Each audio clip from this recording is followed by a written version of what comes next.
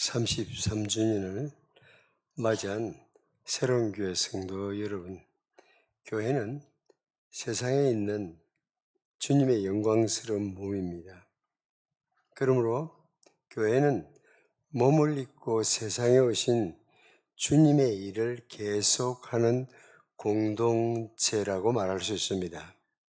십자가에서 그 극심한 고통 속에 죽어가면서 어머니와 사랑하는 제자 요한에게 남긴 말씀을 살펴본다면 주님이 원하시는 교회를 만나게 될 것입니다. 아마 어린 아이로부터 시작해서 모두 어머니에 대한 사랑이 지극할 것 같아요. 근데 선물을 받은 날뿐만 아니라 힘든 시간에, 그것도 십자가에 못이 박히는 그런 고통 속에서 계속 어머니를 생각한다는 것은 쉬운 일이 아닙니다. 그 극심한 고통 속에서 죽어가면서 어머니와 사랑하는 제자 요한에게 남긴 말씀을 잘 들어보면 33살이 되는 새로운 교회, 주님이 원하시는 교회가 어떤 교회인지 깨닫게 될 것입니다. 본문 말씀을 제가 우리말 성경이 아주 번역이 잘 되어 있네요. 정말 개역 개정 성경은 그렇게 번역을 잘 못할 수가 있는지 몰라요. 또 여러분 100점 먹는 것 받는 것도 쉽지 않지만은 빵점을 받는 것도 그것도 어려운 일입니다. 근데 거의 빵점 수준의 번역을 해놨거든요. 예수의 십자가에 되는 예수의 어머니와 이모와 클로바의 아내 마리아와 막달라 마리아가 서 있었습니다. 예수께서는 자기의 어머니와 그 곁에 사랑하는 제자가 서 있는 것을 보시고 어머니에게 말씀하셨습니다. 어머니 보십시오. 네, 개정성경이나 개정성경이 뭐라 되어 있습니까? 여자여 보소서. 쌍놈이지. 한국에서는 있을 수 없는, 어머니를 보고 어떻게 여자여 이렇게 해요. 물론 헬라어는 부인이여 이런 의미가 뉘앙스가 많습니다. 그러다 보니까 클레오파트라를 향해서 로마의 장군이 꼭 같은 단어를 썼어요. 그렇지만 그게 그런 의미가 담겨 있다 손치더라도 한국이라는 문화 속에서 번역될 때는 이렇게 번역되는 게 옳습니다. 어머니 보십시오. 당신의 아들입니다. 그러니까 눈으로 요한을 가리키면서 어머니 보십시오. 이제부터는 당신의 아들입니다. 이런 의미죠. 그리고 그 제자에게는 보아라, 내 어머니다라고 말씀하셨습니다. 그때부터 그 제자는 예수의 어머니를 자기 집에 모셨습니다. 거기까지 오늘 본문이었죠.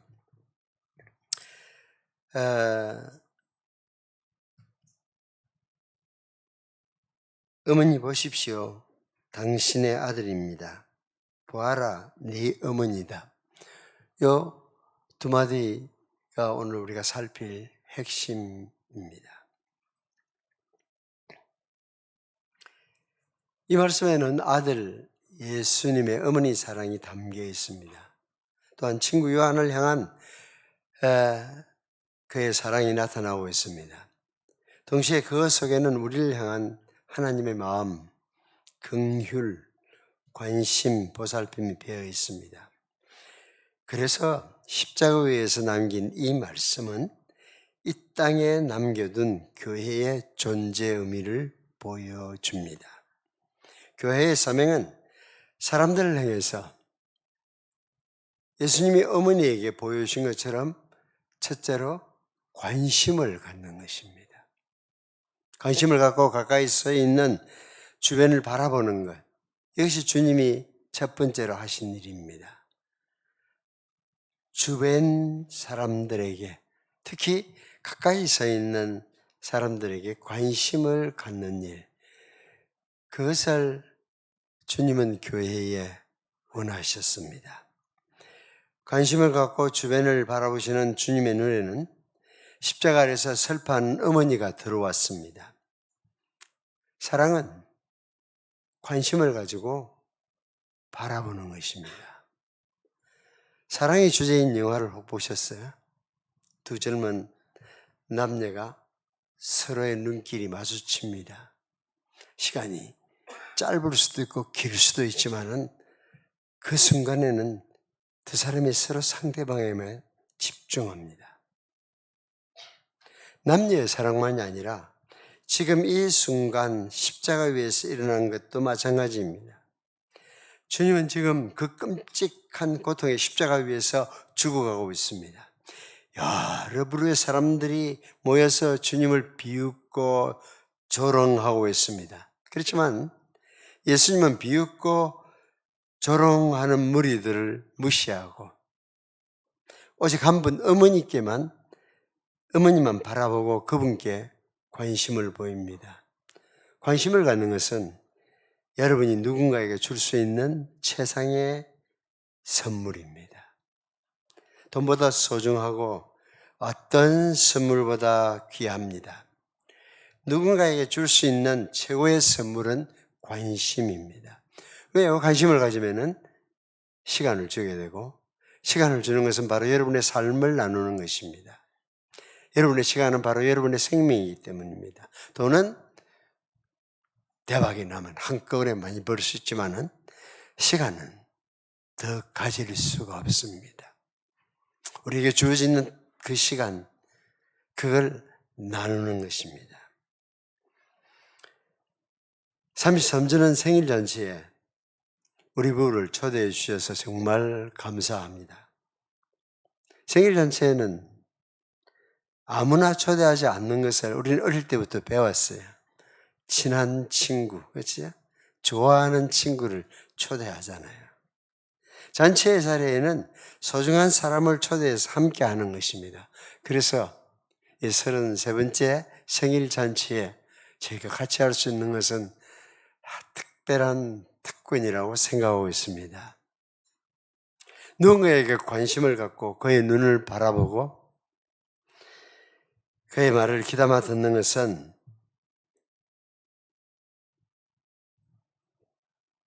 너는 나에게 소중해, 가치 있는 존재야 라고 말하는 것 같습니다. 사랑하는 새로운 교회 성도 여러분, 육신의 가족뿐 아니라 신앙의 가족을 존귀하게 대하십시오. 함께 예배하는 성도들을 소중하게 여기십시오. 땅에 있는 성도는 존귀한 자니 나의 모든 즐거움이 그들에게 있도다. 시인은 그렇게 고백하고 있습니다. 땅에 있는 성도는 존귀한 자니 나의 모든 기쁨이 그들에게 있다고 말합니다. 나아가서 주님의 그 시선으로 동네 사람들을 바라보십시오. 관심을 갖는다는 것은 상대방을 소중히 여기는 것입니다. 십자가 위에서 예수님이 보이신 사랑의 첫 번째 행동은 어머니 마리아에게 사랑의 눈길을 돌린 것입니다. 극한 고통 속에 죽어가면서 어머니께 관심의 눈길을 돌리셨습니다. 포악무도한 로마 군인이지만 힘없는 여인은 무시했기에 어머니 마리아는 아들이 처형당하는 바로 그 십자가 아래까지 갈 수 있었습니다. 때로는 별 볼 일 없이 취급을 당하는 것도 유익할 때가 있습니다. 그때 문화에서는 정말 미안하지만 여자들이 별 볼 일이 없었어요. 아무도 여자에게 관심을 보이지 않습니다. 그냥 가재 도구나 소모품처럼 취급받았어요. 그러다가 결혼을 안 했으면 더더욱 혼자 되면 더욱 형편이 심각했습니다. 별 볼 일 없는 자 중에서 가장 볼 일 없는 자가 과부, 그런 그룹이었습니다.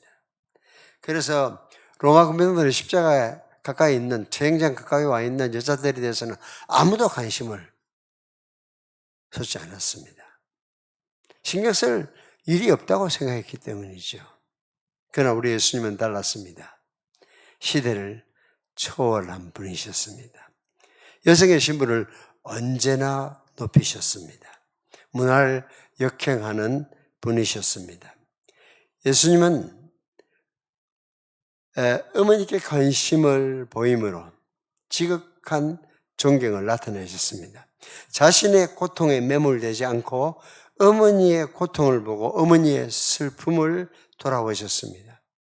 당신이 지금 십자가에서 당하는 고통도 크지만은 죽어가는 아들을, 서서히 죽어가는 아들을 바라보고 있는, 바라볼 수밖에 없는 극한 고통의 어머니를 바라보셨습니다. 우리 모두는 5번째 계명을 알고 있습니다. 네 부모를 공경하라. 네 아버지와 어머니를 공경하라고 말합니다. 비록 어릴 때뿐 아니라 어른이 되어도 이 계명을 지켜야 합니다. 공경하라는 것은 공경할래? 공경해줄래? 공경했으면 어떻게 했어? 이런 게 아닙니다. 공경하랍니다. 명령입니다. 선택이 아니라 필수입니다. 하늘 아래 숨쉬는 모든 인간은 마땅히 자기 아버지와 어머니를 소중히 여겨야 합니다. 그리고 이 명령은 시한부 명령이기 때문에 더욱 소중합니다. 오직 부모가 살아계실 때만 지킬 수 있습니다. 저처럼 16살에 아버지를 먼저 보내고 그 50년 후에 어머니를 떠나보낸 사람은 더 이상 이 명령을 지킬 수가 없습니다. 물론 여러분들 중에서는 수긍이 되지 않는 사람들도 있을 거예요. 목사님은 우리 부모를 모르잖아요. 우리 아버지 모르잖아요. 저는 모릅니다. 그러나 그분들이 어떤 분이든 공경하라는 명령을, 하나님의 명령을 수행하는 데는 아무런 방해가, 지장이 되지 않습니다. 훌륭한 부모든 나쁜 부모든 무관심한 부모든 정말 대책이 없는 부모든 상관이 없습니다. 부모를 공경하라, 그렇게 말씀하시기 때문에 훌륭한 부모를 공경하라고 말하지 않았습니다. 왜 하나님은 그분들을 여러분의 부모로 선택하셨을까요? 여러분을 만드는데 여러분의 아버지, 여러분의 어머니의 DNA가 꼭 필요했기 때문입니다. 하나님은 그분들의 양육 방법보다는 그분들의 유전인자에 더 관심을 가지셨습니다. 정말 대책 없는 부모일 수도 있습니다. 하지만 정확히 그분들의 유전인자가 여러분을 만드는데 기여했습니다. 부모가 알코올 중독자요, 버린 자요, 함부로 유린했을 수도 있습니다. 그래도 그분을 존경해야 되는, 천지를 지으신 하나님이, 우리를 만드신 하나님이 원하는 일을 우리는 해야만 하는 것입니다. 그게 인간이 갖는 도리입니다. 그분들을 통해서 여러분이 세상에 태어났기 때문입니다. 그분들이 무엇을 했기 때문에 존경하는 것이 아닙니다. 부모에게 소중히 여기고 마땅한 예의를 표해야 합니다. 저도 기억해 보니까 사춘기 때 친구들하고 앉아가지고 이 주제를 가지고 토론한 적이 있습니다. 부모는 무조건 순종해야 되나? 부모가 부모다워야 되지, 뭐 이런 이야기. 그때는 우리 생각은 우리가 뭐 세상을 전체 판단할 수 있는 똑똑한 잔줄 착각을 했습니다. 세상을 살면서 보니까 내가 생각했던 것보다 세상은 늦고 하나님은 더 위대하신 분이더라고요.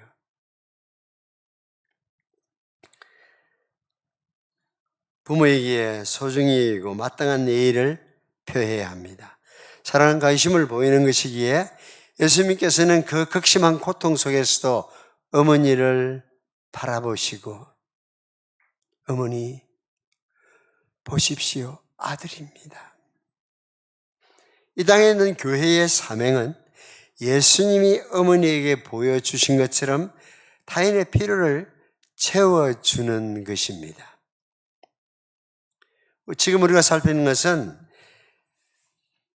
숨을 거두기 전에 십자가 위에서 마지막으로 하신 유언입니다. 주님의 마지막 지상사역은 무엇입니까? 홀로 남은 어머니를 위해서 생계대책을 세워 드리는 것입니다. 마리아와 정혼하고 결혼했던 목수 요셉은 그때 이미 하나님의 부름을 받았습니다. 사실 요셉은 예수님의 친부라기보다는 예수님의 양부입니다.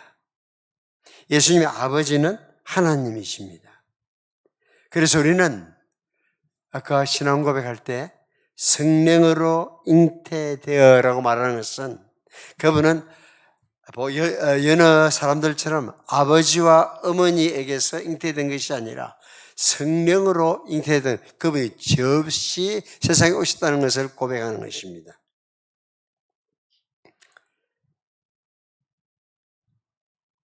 예수님은 성령으로 잉태되셨지만은 그러나 마리아는 예수님의 친어머니입니다.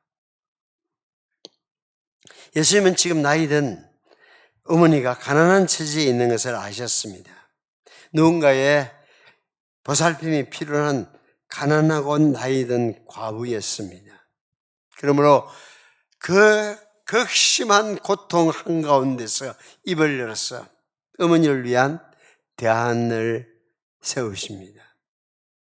어머니 마리아를 보시면서 어머니 보십시오, 여기 아들이 있습니다. 새로운 아들이 있습니다.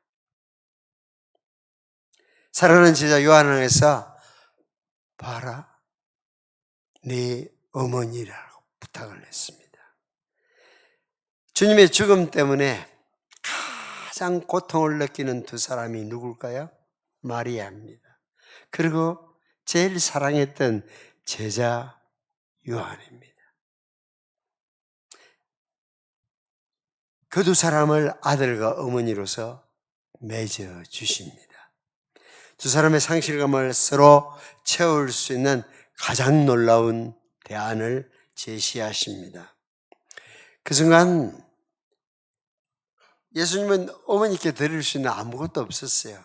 현금, 은행 잔고, 등기부 등본 아무것도 없었습니다. 주님은 당대의 노숙자에 불과했습니다.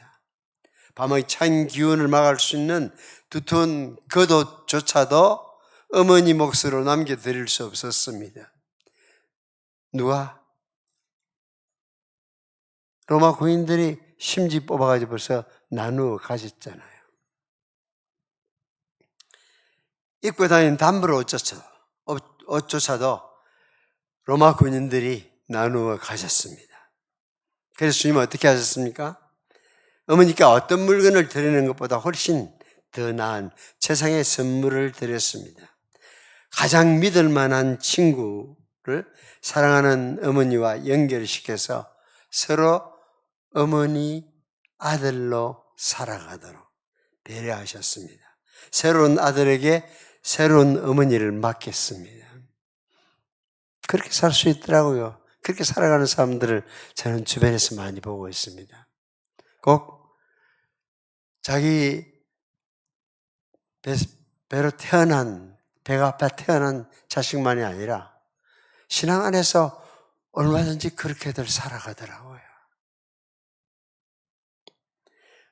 마리아는 사람이라는 것을 예수님이 아셨습니다. 원죄 없이 태어난, 아니면 하늘로 승천한 마리아의 승천, 원죄 없는 잉태, 이런 거 다 거짓말입니다. 예수님은 마리아가 하늘의 여신, 하나님의 모친이 아님을 아셨습니다. 성경에 아무 곳에도 그런 표현이 없습니다. 신성을 가진 자가 아닌 것을 알았습니다. 마리아는 당신이 대안을 마련해 줘야 하는 연약한 과부임을 아셨습니다. 당신의 사후에 돌봄과 보호가 필요한 여인임을 아셨습니다. 그래서 마리아를 향해서 한 번도 기도드리지 아니했습니다. 하늘의 여신이여 십자가에서 날 구출해 주세요라고 애원하지 않았습니다. 물론 예수님이 원하시기만 하면은 스스로 십자가에서 벗어날 수 있을 것입니다. 그를 십자가에 붙은 것은 그를 박은 못이 아니라 우리를 향한 지극한 사랑이었습니다. 자신을 구원하기 위해서 십자가를 지신 것이 아니라 우리를 구원하시려 십자가를 지었습니다. 원하시기만 하면은 바로 온 세상을 끝장낼 수도 있습니다. 새로 시작할 수도 있는 분입니다. 뭐든 뜻대로 할 수 있는 분께서 거기 십자가에 계신 것은 우리를 향한 지극한 사랑 때문입니다. 그 방법 말고는 구원의 길이 없기 때문에 여러분과 저를 위해서 그 고통의 십자가를 진 겁니다. 만약 여러분이 신앙인이라면 하나님을 기쁘시게 하는 소원이 있을 것입니다. 하나님을 기쁘시게 하는 일은 가정에서부터 사랑으로 시작해야 합니다. 그 신앙인은 사랑 실천을 자기 집에서부터 가정의 달 5월이든 6월이든 상관없이 해야 하는 것입니다. 그리고 하나님을 향한 우리의 사랑과 순종은 길거리 전도로 넓혀 가야 합니다. 가정에서 시작하고 교회에서 연습하고 이웃으로 펼쳐 가야만 합니다. 혼자 된 여인뿐 아니라 혼자 된 남자를 돌보는 것은 이 시대의 부름이라고 생각합니다. 성경을 아까 그 구절을 여자여하고 번역했던 이 망측한 수준의 교회가 성경을 읽을 때도 이렇게 좀 생각을 하고 읽어야 되는데 하나님 앞에서 정결하고 더러움이 없는 경건은 곧 고아와 과부를 환난 중에 돌아보고, 여러분 아시죠? 야고보서 1장에 있는 말씀 2000년 전의 이야기입니다. 2000년 전에는 세상에서 제일 힘든 사람들이 고아와 과부였습니다. 근데 지금 2000년이 지난 지금은 세상에서 과부가 힘들어요? 호레비가 힘들어요? 조금만 생각해 보면은 알 수 있잖아요.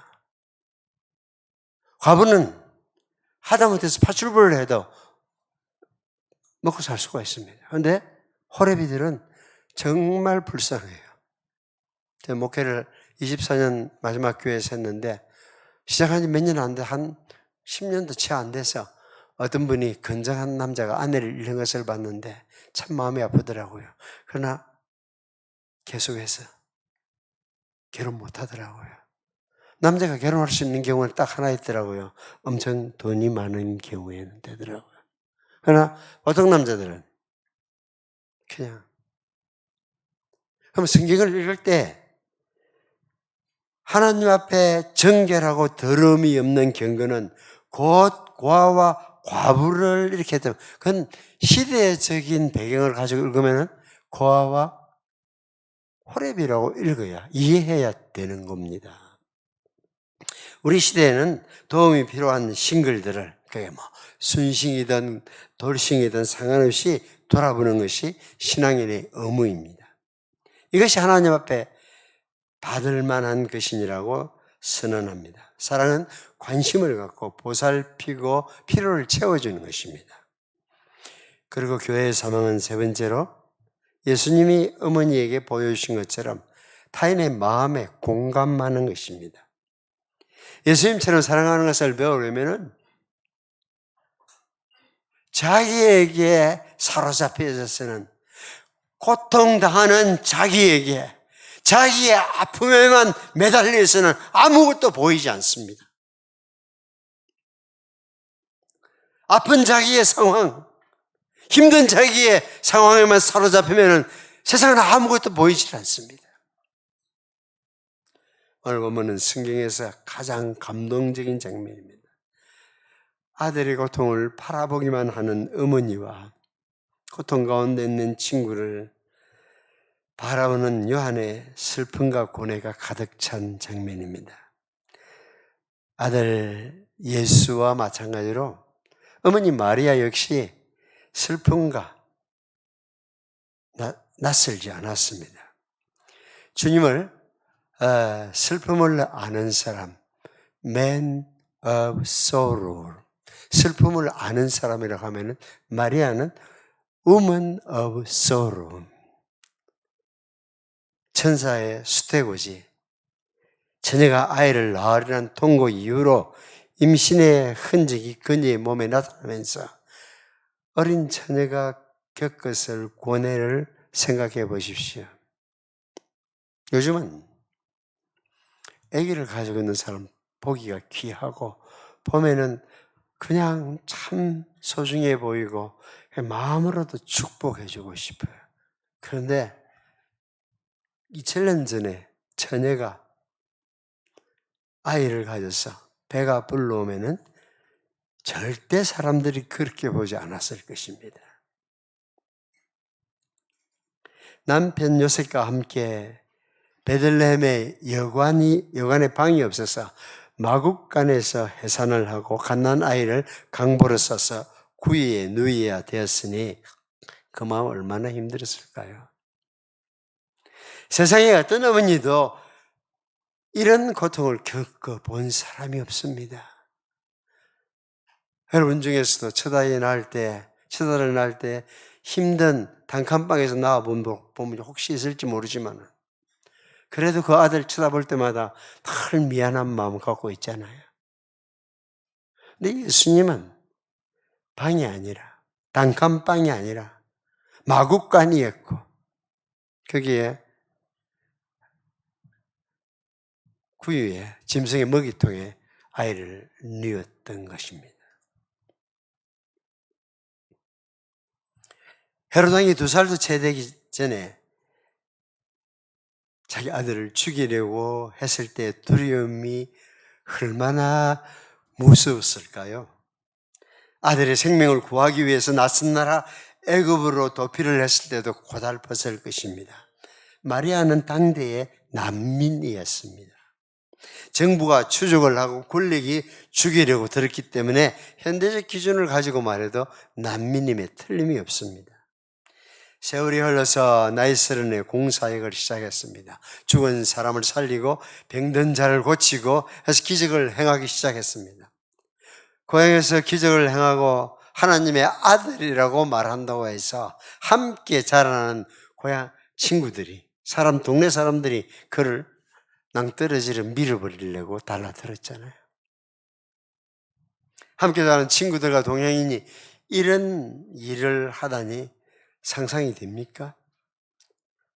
지금은 중죄인으로 취급을 당해서 고문을 당하고 십자가에 결국 못 박혔습니다. 살면서 한 번도 어머니 마리아를 실망시킨 적이 없는 그 아들을 온 세상이 소리치고 있습니다. 십자가에 못 박으소서, 십자가에 못 박으소서라고 소리쳤고 지금 그가 십자가에 못 박혀 있습니다. 무사람의 거부를 당하고 자기 백성에게 미움과 버림을 당하여 십자가에 못 박혀 있는 순간 마리아가 어떻게 견딜 수 있었는지 상상할 수가 없습니다. 그러나 마태, 마가, 누가, 요한 사복음서를 다 읽어봐도 그때 마리아의 입에서 아무런 나온 말이 기록되어 있지 않습니다. 누가 보면 시몬의 예언처럼 칼이 마리아의 영혼을 관통하는 고통의 시간입니다. 하지만 신경질적인 발악도 실신하는 연약감도 보이지 않고 있습니다. 고통 가운데 미친 듯이 울부짖지도 않았고 정신을 잃지도 않았습니다. 한마디 말도 신원도 없이 굳게 잠긴 침묵 속에서 아파했습니다. 그러나 그녀의 슬픔은 실제적이고 극심했습니다. 눈물이 그 밤에 소리 없이 흘렀을 것입니다. 가시멜루관을 둘린 그 이마는 맨 처음 그녀가 입 맞추는 이마 아닙니까? 사랑으로 자기를 내려다보는 그 눈은 어머니 마리아가 맨 처음 눈 맞춘 그 눈입니다. 그런 말을 처음 뗄 때에 그녀가 붙잡아 주었던 손과 발에는 못이 박혀 있습니다. 세상에 어떤 어머니도 마리아처럼 모진 고통을 당하지 아니했을 것입니다. 지금 날카로운 가시에 찔린 이마를 보면서도 부드러운 손길로 감싸줄 수가 없습니다. 손과 발이 못 박히고 마비되는 것을 보면서도 따뜻하게 만져줄 수 없습니다. 목말라 하는 것을 보고도 아들의 갈증을 풀어줄 수 없었습니다. 영혼의 적막한 10년 속에서 극한 고통을 당하고 있습니다. 다만 아들의 십자가 아래에 서 있기만 하는 그녀의 고통을 한번 상상해 보십시오. 아들의 손발에 못이 박히는 순간 그녀의 심장을 저미는 고통이었을 것입니다. 칼이 네 마음을 찌르듯 하리니 이는 여러 사람의 마음의 생각을 드러내려 함이니라는 시몬의 예언이 성취되는 순간입니다. 예수께서는 그 십자가 위에서 내려다보시며 그 극심한 고통 가운데서 어머니에게 눈길을 돌리면서 어머니 보소서 아들입니다. 보아라 네 어머니라고 두 사람을 맺어서 새로운 관계를 주심으로 위로하십니다. 여러분 어떠합니까? 친구는 친구라고 하는 친구가 되려면 사랑이 끊이지 아니하고 어려울 때 친구 노릇을 해야 합니다. 형제는 위급할 때를 위해서 하나님 우리에게 주신 관계입니다. 좋은 친구는 어떤 상황 속에도 진정한 가족은 모든 고통 가운데 함께합니다. 이 시대는 위대한 어머니 마리아처럼 고통당하는 자식의 자리에 함께 설 어머니들이 필요합니다. 사랑하는 사람 옆에 끝까지 머무는 남편들과 아내들이 이 시대는 필요합니다. 힘들고 정말 대책이 없는 순간에 그래도 손을 꼭 잡아줄 수만 있으면 새로운 힘을 얻고 나갈 수가 있습니다. 그러나 그런 고통의 순간이 되면은 요즘은 그냥 놔버립니다. 심지어는 교통사고가 나서 식물인간이 되면은 남편 돌아가기 전에 재산 빼돌린다고 바쁩니다. 이게 인간들입니까? 짐승들도 그렇게 하진 않습니다.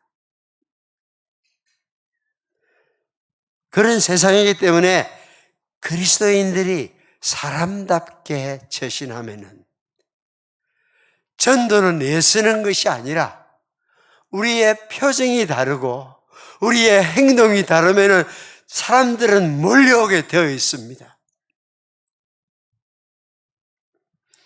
오늘 말씀을 통해서 무엇을 우린 배웠습니까? 교회다운 교회가 되기 위해서 우리는 예수님처럼 이웃을 바라볼 수 있어요. 그들의 필요를 채워주어야 합니다. 마음으로 공감해야 합니다. 정서적 지원을 하는 것을 배워야 합니다. 자녀를 키운 부모 노릇하는 데는 정말 큰 즐거움도 있습니다. 아이들이 태어나서 3살, 5살 되기 전에 부모에게 모든 부모가 한 수고를 다 갚아준다고 그러잖아요. 그 빵긋빵긋 웃는 그 모습 하나가. 그렇지만은 조금 철 들면은 그놈들이 완전히 엄마 아빠 목을 조르는 것처럼 고통스러울 때도 있잖아요. 그러나 참된 사랑은 함께 하는 것이고 함께 서는 것이고 한편을 들어주는 것입니다. 그래서 모든 엄마들이 그러잖아요. 우리 아이는 착해요. 친구들이 문제였어요. 이러잖아요. 네. 그들이 고통을 줄 때도 사랑을 보여주십시오. 문제를 일으키는 자녀와 함께하고 있습니까? 세상이 그 아이를 조롱하고 죽이려 들 때도 함께 서서 지지해 주십시오. 사랑은 사랑하는 자가 십자가에 내몰리고 매달릴 때도 거기 함께 서 있는 것입니다. 사랑하는 남편 여러분, 아내를 위해서 기꺼이 목숨을 내줄 사람이라고 여러분의 아내는 믿고 있을까요? 남편들아, 아내 사랑하기를 그리스도께서 교회를 사랑하시고 교회를 위하여 자신을 주신같이 하라. 주님은 교회를 어떻게 사랑하셨습니까? 십자가를 바라보십시오. 가족을 그렇게 사랑하십시오. 자신보다 아내를 더 먼저 사랑해야 합니다. 나의 필요보다 아내의 필요를 먼저 살펴야 합니다. 그것이 남편됨의 의미입니다. 나의 생명보다 아내를 더 사랑해야 합니다. 성경은 남편이 가장이라고 말합니다. 가정의 지도자, 제사장이라고 말하죠. 어떤 사람들은 이런 표현 자체를 싫어합니다. 남녀는 평등하다고 주장합니다. 맞습니다. 동등한 인격입니다. 다만 위치와 역할이 다를 뿐입니다. 가장은 가장 많이 희생하는 사람입니다. 성경은 한 번도 아내를 보고 남편을 위해서 목숨을 내어놓으라고 말하지 않습니다. 남편 보고 아내를 위해서. 남편들 우리는 아내를 위해서 목숨을 내어놓아야 합니다. 아내들이 남편들을 위해서 목숨을 내어놓는 요구는 받은 적이 없습니다. 자신을 위해서 목숨을 내어놓는 남편을 배반하는 아내는 지금껏 세상에 존재하지 않았습니다. 물론 아내를 계속 사랑하는 것은 첫눈에 반했던 순간처럼 쉽지는 않습니다. 그러나 주님을 더 사랑하면은 아내를 보다 더 쉽게 사랑할 수가 있습니다. 주님을 깊이 사랑하면 할수록 아내 사랑이 더 쉬워집니다. 주님과의 사랑에 빠지면은 주님의 사랑이 아내와의 사랑에 빠지도록 계속 사랑으로 채워집니다. 죽어버린 감정도 갈수록 새롭게 해줄 수 있습니다. 한번 결심해 보십시오. 정말 그렇게 될까? 예, 죽은 겨울나무 가지처럼 보이던 감정도 새움이 들 것입니다. 말씀했습니다. 주님처럼 사랑하는 것을 배우기 원한다면 먼저 부부와 가족으로부터 시작해야 합니다. 관심을 보이고 필요를 채워주고 가족 중 누군가가 십자가에 달린 것처럼 힘들어할 때는 한편이 되어 주십시오. 33주년을 맞이한 새로운 교회는 이웃을 사랑하는 명령을 따라 이웃을 사랑하기 위해서 시작되었습니다. 아직도 이웃에게 복음을 전하기 위해서 존재하고 있습니다. 교회는 자신의 몸집을 키우고 이웃을 착취하는 단체가 아니라 이웃을 위해서 자신을 내어주는 주님의 영광스러운 몸입니다. 사랑이 사라진 세상에 새로운 사랑을 꽃피우기 위해서 새로운 교회를 이 땅에 세워주셨습니다.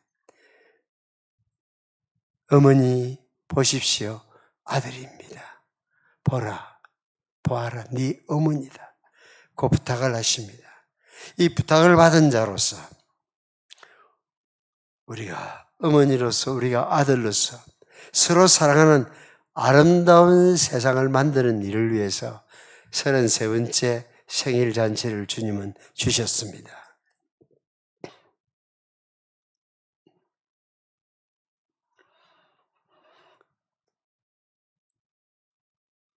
전도는 서로 사랑하는 관계를 맺는 일입니다. 이웃을 예배의 자리에 초청하는 것은 함께 기뻐하고 슬퍼하는 사랑의 관계를 맺는 일입니다.